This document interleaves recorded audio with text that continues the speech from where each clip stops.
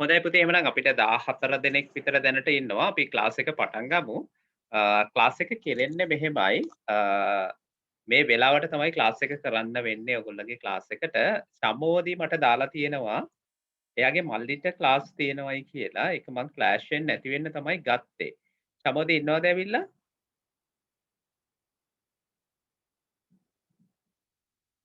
right මට කියන්න මේ ක්ලාස් එක මොකක්ද කියලා. එතකොට මට මේ ක්ලාස් එක මොන හරි කරන්න පුළුවන් වෙයි. ඊට අමතරව මම මේ ලෙසන් එක අනිවාර්යයෙන්ම YouTube අප්ලෝඩ් කරනවා, රෙකෝඩ් කරනවා මේක. රෙකෝඩ් කරලා YouTube අප්ලෝඩ් කරනවා. ඒ හින්දා ඔයගලන්ට ගැටලුවක් වෙන්නේ නැහැ. කෙනෙක්ට දෙන්නෙක්ට සම්බන්ධ වෙන්න බැරි වුණත් පුළුවන්කමක් තියෙනවා YouTube එක හරහා මේක නැවත සැරයක් නරඹන්න.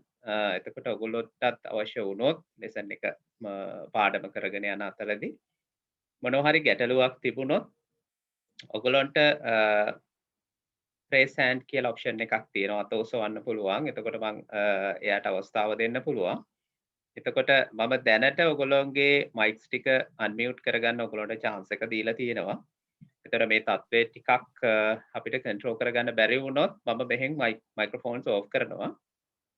එතකොට ඔයගොල්ලන්ට මොනවා හරි ගැටලුවක් තිබුණොත් ඔයගොල්ලන්ට පුළුවන් chat එකේ මට තියෙන ප්‍රශ්නයක් type කරන්න පුළුවන්. එහෙම නැත්නම් මගේ WhatsApp එකට දාන්නත් පුළුවන්. එහෙම නැත්නම් group එකට දාන්නත් පුළුවන්. ඒ විදිහට තමයි අපි ක්ලාස් එක කරගෙන යන්නේ. ඉතින් අද කරන ක්ලාස් එක මං හෙට වෙද්දී අප්ලෝඩ් කරන්න තමයි බලාපොරොත්තු වෙන්නේ තියෙන්නේ. එතකොට VIP කියලා channel එකක තමයි මේක අප්ලෝඩ් වෙන්නේ. ඔයගොල්ලෝ ඒ channel එක subscribe කරලා තියාගන්න. හොඳයි. subscribe කරලා තියාගන්න. එතකොට ඔයගොල්ලන්ට පුළුවන් lesson එක හැමදාම බලන්න.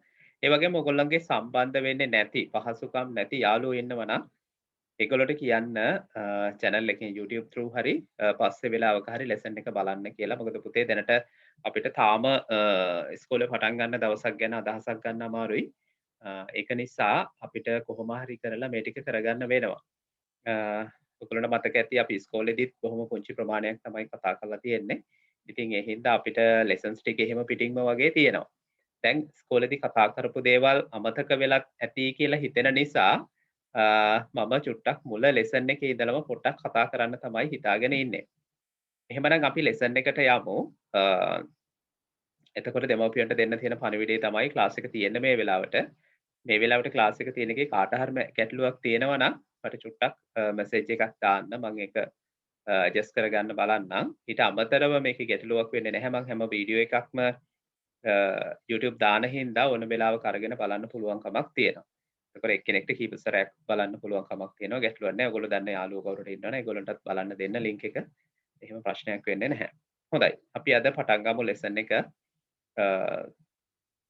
මම පෙළ ඔයගොල්ලන්ගේ text book එක තියාගන්න ළඟ පොත තියාගන්න. ලියන පොත සහ කියවන පොත. ඒ කියන්නේ වැඩ පොත සහ ඔයගොල්ලන්ගේ පාඩම් පොත තියාගන්න ළඟ. එතකොට අපි ඒක ටිකේ තමයි කතා කරගෙන යන්නේ. අපි ගත්තොත්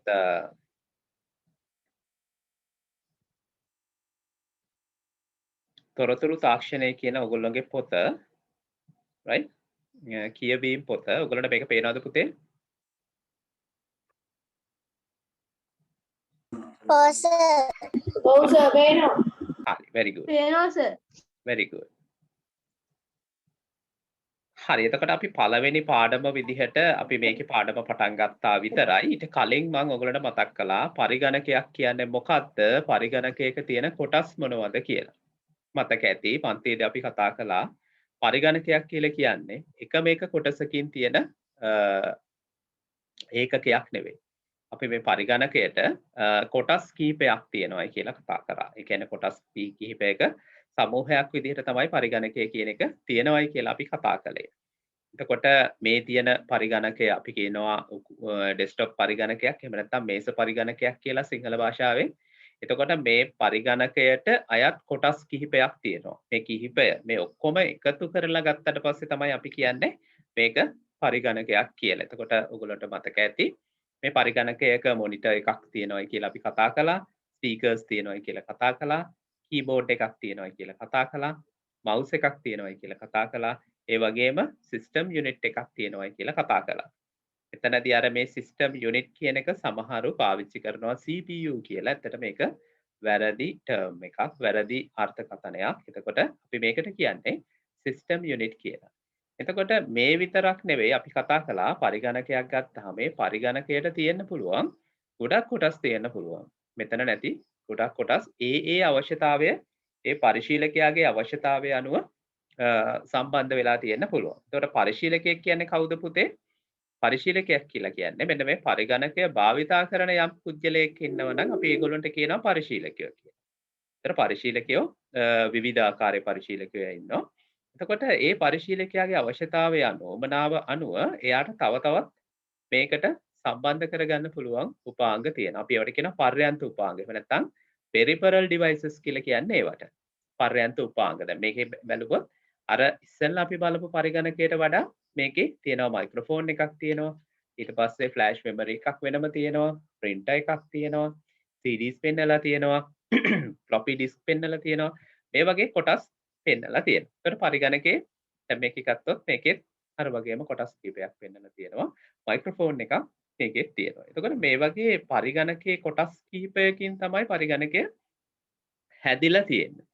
හරි? ඒ පරිගණකයේ හැදිලා තියෙන කොටස් සියලුම කොටස් ටික එකතු වෙලා තමයි අපි කතා කරන්නේ මේක පරිගණක පද්ධතියක්. එහෙම නැත්නම් කම්පියුටර් සිස්ටම් එකක් කියලා අපි කියන්න හේතුව තමයි මේ කොටස් කිහිපයකින් හැදිලා තියෙන එක. දැන් අපි ගත්තොත් ලැප්ටොප් පරිගණකයක්. ලැප්ටොප් පරිගණකයක් ගත්තොත් ඒ ලැප්ටොප් පරිගණකයක මේ වගේ කොටස් දකින්න නැති වෙන්න පුළුවන්. මේ වගේ කොටස් දකින්න නැති වෙන්න පුළුවන්. ඒ පරිගණකය මෙන්න මේ වගේ මුහුණුවරක් තමයි තියෙන්නේ. අපි ගත්තොත් මේ වගේ මුහුණුවරක් තියෙන්නේ. ඒතර මේ පරිගණකය මේ ලැප්ටොප් කියන පරිගණකයත් කොටස් කිහිපයකින් තමයි හැදිලා තියෙන්නේ. එක් වෙනස තියෙන්නේ මේ කොටස් සියල්ල එක තැනක අහුරලා තියෙනවා ලැප්ටොප් පරිගණකේ. ඒ හින්දා සමහර වෙලාවට අපිට හිතෙනවා මේ ලැප්ටොප් පරිගණකය කියන එක කොටසක්ද කියලා. ඒක එහෙම නෙවෙයි වෙන්නේ. දැන් මේකේ කොටස් ගත්තොත් මෙන්න මේ පේන ස්ක්‍රීන් එක අපි කියනවා ඒක මොනිටර් එක. එහෙම නැත්නම් සංදර්ශකයේ විදිහට වැඩ කරන්නේ මේ කොටස. ඒතර කීබෝඩ් එක විදිහට වැඩ කරන්නේ මේ කොටස. මවුස් එක විදිහට වැඩ කරන්නේ මේ කොටස. ඊට පස්සේ මේකේ කැමරා එකක් තියෙනවා. මයික්‍රොෆෝන්ස් තියෙනවා. ඒතර මේකෙත් ගත්තාම කොටස් ගොඩක් තියෙනවා. ඩිවයිසස් ගොඩක් තියෙනවා. හැබැයි මේක ඉන්ටිග්‍රේට් කරනවා කියලා අපි ඒක අන්තර්ගත කරලා තමයි ලැප්ටොප් කියන පරිගණකය හදලා තියෙන්නේ. හොඳයි. එතකොට ඔන්න ඕක තමයි අපි කතා කරපු සාමාන්‍ය විදිහ පරිගණක ගැන. එතකොට පරිගණකයේ හැඳින්වීම ගැන. ඔයගොල්ලන්ට පුළුවන් පුතේ ඕනනම් ඔයගොල්ලන්ගේ වීඩියෝ එක ඔන් කරලා තියාගන්න. ඒක ගැටලුවක් නැහැ. මයික් එක ඕෆ් කරලා තියාගත්තොත් හොඳටම ඇති. වීඩියෝ එක ඔන් කරලා තියන්න පුළුවන් නම් ගොඩක් හොඳයි. මට පහසුයි ක්ලාස් එක කරගෙන යනකොට ඔයගොල්ලෝ දකින්න තියෙනවා නම් මට තේරුම් ගන්න පුළුවන් ඔයගොල්ලන්ට කොච්චරක් දුරට මේ දේ පැහැදිලි වෙනවද කියන එක. ඒ හින්දා පුළුවන් අය ඉන්නවා නම් විතරක් සිග්නල් ප්‍රමාණවත් තියෙනවා නම් ඔයගොල්ලෝගේ වීඩියෝ එක ඔන් කරගත්තට ගැටලුවක් නැහැ. එතකොට මෙන්න මේ පරිගණකය අපි භාවිතා කරන මෙන්න මේ කියන පරිගණකය අපිට භාවිතා කරන්න පුළුවන් පුතේ විවිධ කාර්යයන් සඳහා. විවිධ කාර්යයන් සඳහා අපිට මේ පරිගණකය භාවිතා කරන්න පුළුවන්. අපි ගත්තොත් මම දැන් ඔයගොල්ලන්ට පුංචි දෙයක් කරලා පෙන්නන්න. මේ පරිගණකයට මට දෙන්න පුළුවන් විවිධ උපදෙස් තියෙනවා. දැන් හිතන්න මම මෙතනදී පාවිච්චි කරන්න යනවා paint කියන application එක paint. මේ paint එක ඔයගොල්ලෝ ගොඩක් අය දන්නවා ඇති. අවාසනාවට අපිට ඇත්තටම lab එකේදී මුණ ගැහෙන්න බැරි වුණා ගොඩක් දවසක්. එතකොට අපි ඉස්කෝලේ පටන් ගත්ත දවසක අපි lab එකට ඇවිල්ලා මේවා භාවිතා කරමු. එතන මේ paint කියන program එකේ program එකට ගිහිල්ලා මම මෙතනට පාටක් select කරලා මම මොනවා හරි හැඩයක් මෙතන අඳින්න උත්සාහ කරනවා. බලන්න එතකොට මේ හැඩය එතනට ලබා ගන්න පුළුවන් වුණා. මට මේකේ වර්ණය වෙනස් කරන්න පුළුවන් කමක් තියෙනවා. එතකොට මම මේ දෙන උපදෙස් වලට අනුව මෙයා වැඩ කරගෙන යනවා. උපදෙස් වලට අනුව වැඩ කරගෙන යනවා. නේද? දැන් මිනිස්සුන්ටත් එහෙමනේ. මිනිස්සුන්ටත් මොනවා හරි උපදෙස් මාලාවක් දුන්නොත් මොකද්ද වෙන්නේ? මිනිස්සු ඒ උපදෙස් මාලාවට අනුව වැඩ කරගෙන යනවා. මේ මිනිස්සු කොහොමද මේ උපදෙස් වලට අනුව වැඩ කරන්නේ? නේ සමහර සත්තුත් එහෙම ඉන්නවා. වැඩ කරන්නේ කොහොමද? මේ වැඩ කරන්න මේගොල්ලන්ට තියෙන මොලයක්. හිතන්න පුළුවන් මොලයක් තියෙනවා මේගොල්ලන්ට. නේද? එතකොට පරිගණකයත් මේ විදිහට අපි කියන විදිහට වැඩ කරන්න නම් පරිගණකයටත් මොකද්ද තියෙන්න ඕනේ? පරිගණකයට මොලයක් තියෙන්න ඕනේ. මොලයක් තියෙන්න ඕනේ. හැබැයි මේ පරිගණකයේ මොලය අපි කියන්නේ ඒක කෘත්‍රිම බුද්ධියක් යාට තියෙනවා කියලා. ආටිෆිෂල් ඉන්ටෙලිජන්ස් කියලා කියන්නේ. එතන මේ කෘත්‍රිම බුද්ධිය කියන්නේ අපි දීපු දත්ත ප්‍රමාණයක් මත යම් වැඩ කොටස් කරන්න තමයි මෙයාට පුළුවන්කම තියෙන්නේ. එතකොට මිනිසාට තරම් හිතලා වැඩ කරන්න පුළුවන් කමක් නැහැ. එතකොට ඔන්න ඔය පරිගණකයේ තියෙන මොලය ගැන තමයි අපි අද දවසේ කතා කරන්න යන්නේ. එතකොට ඔයගොල්ලන්ගේ පළවෙනි පාඩම විදිහට තියෙන්නේ පරිගණකයේ තියෙන මොලය ලෙස හඳුන්වන කොටස ගැන ඉගෙන ගන්න. අපි ලෙසන් එකට ගියොත්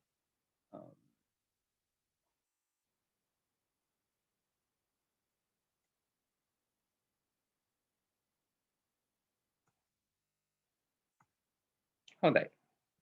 අපි පාඩමට ගියොත් මෙන්න මෙතන කතා කරනවා පළවෙනි පාඩමේ. නැත්නම් අපේ පාඩමේ පළවෙනි ඒකකය වෙන්නේ මධ්‍ය සැකසුම් ඒකකය කියන කොටස. මධ්‍ය සැකසුම් ඒකකය කියන කොටස. එතකොට මේ මධ්‍ය සැකසුම් ඒකකය හරහා තමයි පරිගණකයේ තියෙන සියලුම ක්‍රියාවලියන් සිදු කිරීමක් වෙන්නේ. කියන්නේ දැන් අපි දන්නවා අපි කතා කරලා තියෙනවා පරිගණකයක සාමාන්‍ය සිදුවෙන දේ තමයි පරිගණකයකින් අපිට පුළුවන් දත්ත තොරතුරු බවට පත් කරන්න.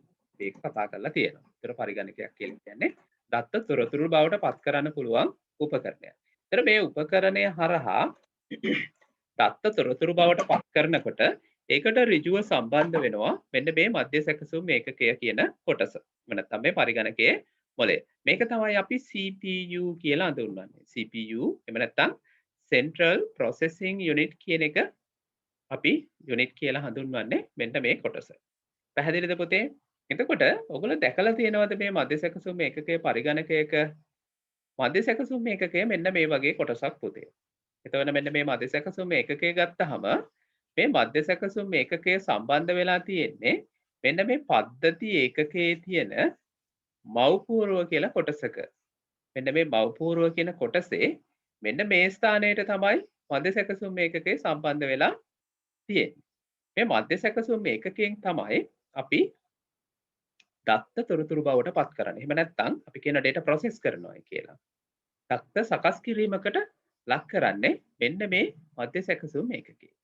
එතකොට මධ්‍ය සැකසුම් ඒකකය ගත්තාම පුතේ මේ මධ්‍ය සැකසුම් ඒකකය කියලා කියන්නේ මේක නැනෝ තාක්ෂණය භාවිතා කරලා තමයි මේ කාලය නම් හදන්නේ. එතකොට නැනෝ කියලා කියන ගොඩාක්ම පුංචි කොටස් අපි දන්නවා. එතකොට මේ පද්ධතිය ඇතුලේ විශාල පරිපථයක් ගැප් වෙලා තියෙනවා. එතකොට ඒක ගැප් කරන්න මෙන්න මේ සර්කිට් එක හදන්න භාවිතා කරනවා නැනෝ තාක්ෂණය. එතකොට මේ ප්‍රොසෙසර් එකක් හැදෙන්නේ පුතේ සිලිකා කියන ද්‍රව්‍යය. නැත්නම් වැලි වලින් තමයි මේ ප්‍රොසෙසර් එක හදන්නේ. මම කොහොම ඉක්මනින් පෙන්නන්නම් ඔයගොල්ලන්ට වෙලාව මදි හින්දා කොහොමද මේ ප්‍රොසෙසර් එකක් හැදෙන්නේ කියලා මතන ඔයගොල්ලන්ට ස්ක්‍රීන් එක පේනවා ඇති. එතකොට මෙන්න මේ වගේ වැලි වලින් තමයි මේ ප්‍රොසෙසර් එක නිර්මාණය වෙන්නේ. බලන්න මෙන්න මේ වැලි වලින් හදා ගන්නවා සිලිකන් දණ්ඩක් මුලින්ම. මේ වැලි භාවිතා කරලා මෙන්න මේ වගේ සිලිකන් දණ්ඩක් හදා ගන්නවා. මෙන්න මේ සිලිකන් දණ්ඩ ඊට පස්සේ පුංචි පුංචි තැටි වගේ කොටස් වලට කපලා ප්‍රශ්නයක් තියෙනවද පුතේ? මෙන්න මේ වගේ පුංචි පුංචි තැටි වලට කපලා අන්න ඒක තුල තමයි මේ ප්‍රොසෙසර් එක හදන්නේ. දැන් මම තව චුට්ටක් ඉස්සරහට පෙන්නන්නම්. මේ තියෙන්නේ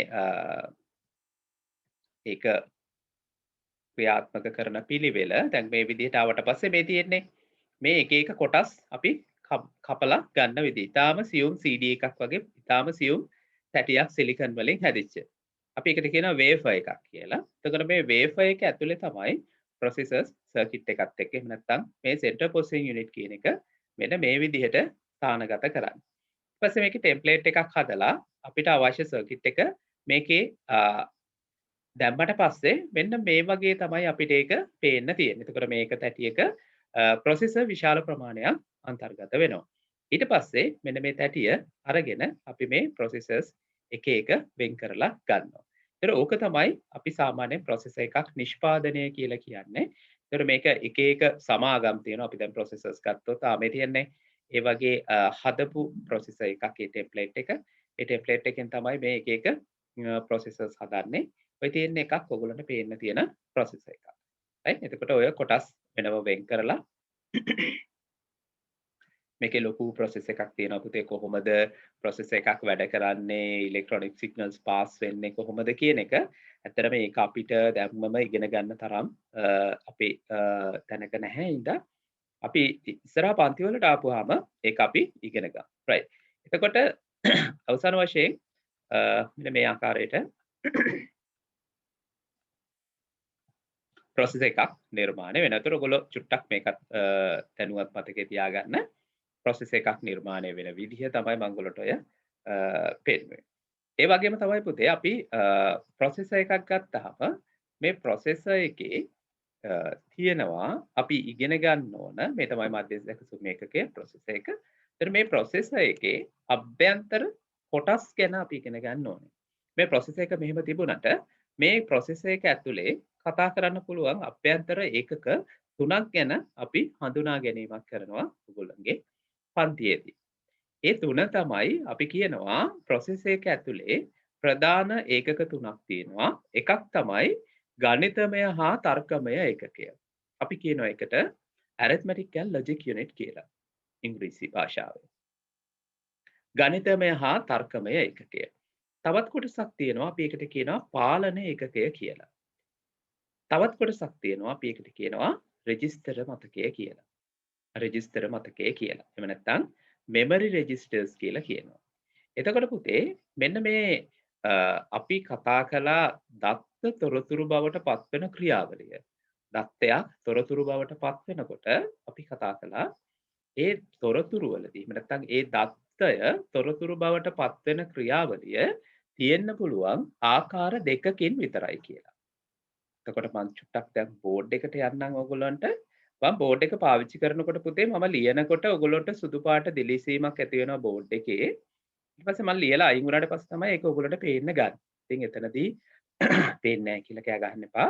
ඒක තමයි මේකේ nature එක ස්වභාවය. එතකොට මම ලියලා ඉක්මනින් අයින් වෙන්නම්. එතකොට ඔයගොල්ලන්ට ලියපු දේ බලන්න පුළුවන්කම තියෙනවා. right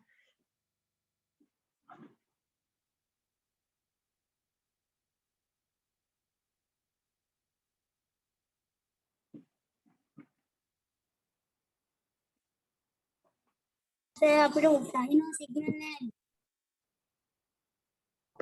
ඔව් සර් හතර සෙලෙක්ම කට් වුණා. ගැඩි ගැඩි එන්නේ. සර් ඒක ගැඩි එන්නේ සර්. ගැඩි එන්නේ.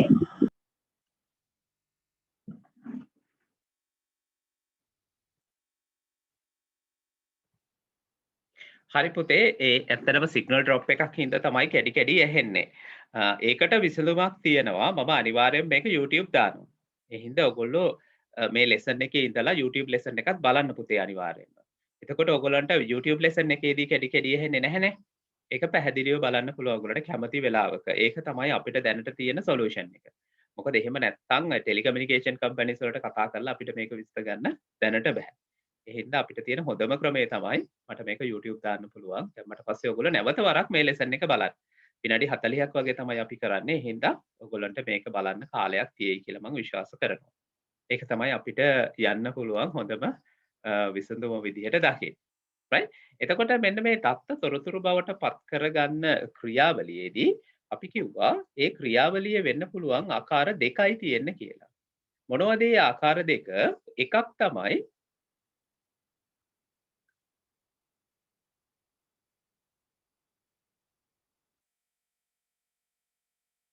මේ ක්‍රියාවලියේ තියෙන්න පුළුවන් එක කොටසක් තමයි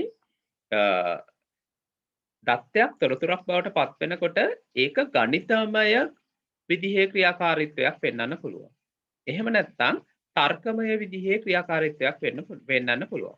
ඒ කියන්නේ අපි එතනදී කියනවා ගණිතමය ක්‍රියාවක් වෙන්නත් පුළුවන් තාර්කික ක්‍රියාවක් වෙන්නත් පුළුවන්. ඔය දෙක තමයි වෙන්න පුළුවන්නේ දත්තයක් තොරතුරක් බවට පත් කිරීමේදී. ඔයගොල්ලන්ට මතක ඇති අපි දත්ත තොරතුරු වලින් වෙන් කරලා හඳුනාගත්තා ක්ලාස් එකේදී කතා කළා පන්තියේදී.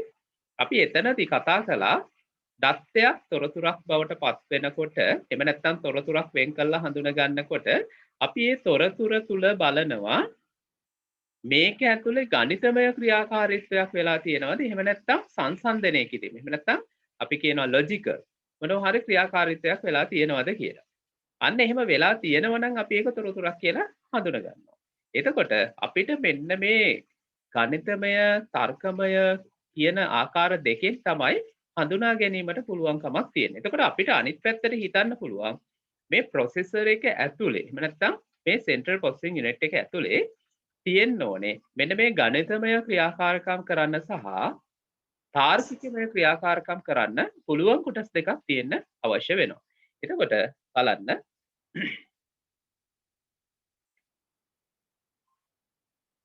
ප්‍රොසෙසර් එක ඇතුලේ තියෙන මෙන්න මේ කොටස් දෙකෙන් එක කොටසක් ගණිතමය හා තර්කමය ඒකකයේ විදියට අපි හඳුන්වනවා. එතන මෙන්න මේ කොටස භාවිතා කරලා තමයි පුතේ මෙන්න මේ තොරතුරු සකස් කිරීමේදී එහෙම නැත්නම් ක්‍රියාවලිය සිදුවීමේදී ගණිතමය හා තර්කමය ක්‍රියාවන් සිදු වෙන්නේ. දැන් ඔක කොහොමද වෙන්නේ කියන එක අපිට මේ ස්ටේජ් එකේදී ඉගෙන ගන්න වෙන්නේ නැහැ මේ පන්තියේදී.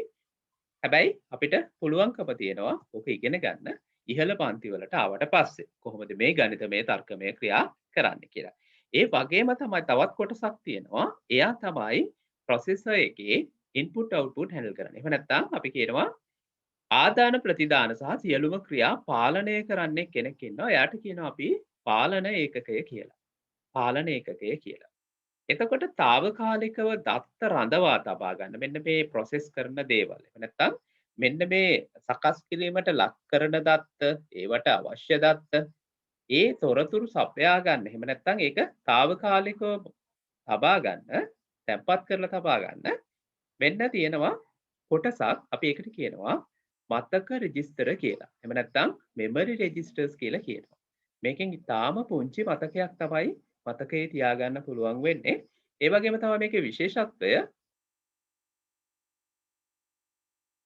මේකේ තියෙන විශේෂත්වය තමයි පුතේ මේ මෙමරි රෙජිස්ටර්ස් වලට විදුලිය තියෙන අවස්ථාවේදී විතරයි මතකය පවත්වා ගැනීමේ හැකියාවක් තියෙන්නේ. හරි.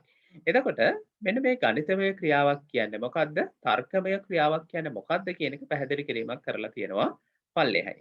එතකොට මෙන්න මේ එකතු කිරීම, බෙදීම, අඩු කිරීම වගේ දේවල් අපි කියනවා ගණිතමය කාර්යයන් කියලා. ඒ වගේම තමයි මේ සංසන්දනය කිරීම අපි කියනවා මොනවද? තාර්කික කාර්යයන් කියලා. එතකොට පාලන ඒකක ගැන කියලා තියෙනවා. එතකොට මේ පාලන ඒකකයෙන් තමයි මම ඉස්සලා කිව්වා වගේ මේ දෘඩාංග sannivedana මෙහෙයවීම පාලනය කරනු ලබන්නේ. එතන මතක රෙජිස්ටර් අපි කතා කළා මේ මධ්‍ය සැකසුම් ඒකකයේ තියෙන දත්ත తాවකාලිකව රඳවා තබා ගන්න. අපි කිව්වේ తాවකාලිකව රඳවා තබා ගන්න භාවිතා කරන ස්ථානයක්. එහෙම නැත්නම් මතක ගබඩාවක් තමයි මේ මතක රෙජිස්ටර් කියලා කියන්නේ. එතන මේ මෙමරි රෙජිස්ටර්ස් තවස් කොටස් වලට බෙදෙනවා. අපි ඉස්සරහට ඉගෙන ගමු ඒවා. එතකොට මේකේ තියෙනවා general purpose registers ඒ කියන්නේ පොදු ක්‍රියාකාරීත්වය සඳහා ගන්න ඒවා accumulator registers කියලා තියෙනවා නේ. එතකොට ඒ වගේ ගොඩක් දේවල් තියෙනවා. අපි ඒවා ඉස්සරහට ඉගෙන ගමු. එතකොට ඊළඟට අපිට කතා කරන්න තියෙන කාරණාව තමයි මේ මධ්‍ය සැකසුම් ඒකකය අද අපි භාවිතා කරන මධ්‍ය සැකසුම් ඒකකය මුලින්ම හදපු මධ්‍ය සැකසුම් ඒකකය නෙවෙයි. එතකොට මේ මුලින්ම හදපු මධ්‍ය සැකසුම් ඒකක පරිණාමය වෙලා ඇවිල්ලා එහෙම නැත්නම් පියවරෙන් පියවර දියුණු වෙලා ඇවිල්ලා තමයි අද අපි මේ හඳුනා ගන්න මධ්‍ය සැකසුම් ඒකකයේ බවට පත් වෙලා තියෙන්නේ. ඉතින් අපි හඳුනා ගමු මෙන්න මේ ආපු පියවරයන් මොනවද කියලා. එතකොට පියවරයන් මොනවද කියලා. ප්‍රධාන වශයෙන් අපිට පරම්පරාවල් 4ක් ගැන මෙන්න මේ මධ්‍ය සැකසුම් ඒකකයේ පරම්පරාවල් 4ක් ගැන කතා කරන්න තියෙනවා. ඒ පළමු, දෙවන සහ සිව්වන පරම්පරාව කියලා. මේ පරම්පරාවන් වෙන් වෙන්නේ පුතේ මේ පරම්පරාවන් තුළ මේ මධ්‍ය සැකසුම් ඒකකය නිර්මාණය කිරීම සඳහා භාවිතා කරපු උපාංග අනුව තමයි මේ පරම්පරාවන් වෙනස් වෙන්නේ. දැන් ඔයගොල්ලෝ 4G 3G කියලා කතා කරන ජෙනරේෂන්ස් නේ. මේ මොබයිල් ජෙනරේෂන්ස් වල තියෙන පරම්පරාවන් නේ. ඒ වගේ මෙන්න මේ පරිගණකයේ මධ්‍ය සැකසුම් ඒකකයටත් තියෙනවා පරිගණක පරම්පරාව. එතකොට 1940 වගේ කාලෙදී පළමු පරම්පරාවේ පරිගණක බිහි වෙනවා. මේවට භාවිතා කරනවා රික්ත නල කියලා උපකරණ. මේ පල්ලෙහායින් පෙන්නලා තියෙනවා අපි කියන වැකියුම් ටියුබ් කියලා ඉංග්‍රීසියෙන් කියන්නේ මේවා. ඒතර මේ රික්ත නල කියන කොටස භාවිතා කළා තමයි පළවෙනි පරිගණක පරම්පරාව හදන්නේ. ඒතර මේ පරිගණක පරම්පරාවේ පරිගණක ගත්තාම ඒවා ඉතා විශාලයි. දැන් අපි අද පරිගණකයක් එළියේ ඉඳලානේ වැඩ කරන්නේ. හැබැයි මේ පළවෙනි පරම්පරාවේ පරිගණක කොච්චර විශාලද කියලා කිව්වොත් ඒව නිකන් මේ කාමරයක් වගේ. දැන් මේ පේනවද? මෙතන පින්තූරේ පෙන්නලා තියෙනවා කාමරයක් තරම් විශාලයි. ඒතර පරිගණකයේ ඇතුලේ ඉඳලා තමයි පරිගණකය ඔපරේට් කරන්නේ. ක්‍රියා කරන්නේ පරිගණකයේ ඇතුලේ ඉඳලා. ඒ තරම් මේක ගොඩක් ලොකුයි. එතකොට මේ රික්ත නල කියනවා විශාල ප්‍රමාණයක් අරගෙන තමයි මේක හදන්නේ. ඒ හදලා එතකොට මේ දැන් වගේ ගොඩාක් වැඩ කරන්න බෑ පරිගණකවල. සාමාන්‍යයෙන් ඉලක්කම් කීපයක ගණන් කරන්න පුළුවන් විතරක් තමයි කරන්න පුළුවන්කම තියෙන්නේ. මේක ගොඩක් අධික ලෙස රත් වෙනවා. මොකද වැඩි විදුලි පරිභෝජනයක් කරනවා. මෙන්න මේ රික්ත නල හරහා. එතකොට 18000ක් වගේ සම්බන්ධ වෙනවයි කියලා කියන්නේ ඇත්තටම මේක ඉතාම විශාල ප්‍රමාණයක් රික්ත නල වලින් ගත්තොත්. ඒ වගේම තමයි මේ පරිගණක සාමාන්‍යයෙන් වැඩි වෙලාවක් ඔන් කරලා තියාගන්න බෑ. සාමාන්‍ය පැය 2ක් 3ක් වගේ තමයි වැඩ කරන්න පුළුවන් වෙන්නේ. ඒ වැඩ කරාට පස්සේ අනිවාර්යෙන් මේ වැකියුම් ටියුබ් පිච්චිලා මේක නතර වෙනවා. අන්න ඒ වගේ පරම්පරාවක් තමයි පළමු පරිගණක පරම්පරාව කියලා කියන්නේ. ඒතර ඔයගොල්ලෝ මේකේ මම දෙන්නම් ගෙදර වැඩක් විදිහට මේකෙන් මට හදලා දෙන්න chart එකක්. එහෙම නැත්නම් මේකෙන් මට හදලා දෙන්න වගුවක්. ඒ වගුවේ අන්තර්ගත වෙන්න ඕනේ පරම්පරාවේ නම, ඊට පස්සේ කාල පරාසය මොකක්ද කියන එක, ඊට පස්සේ භාවිතා කරපු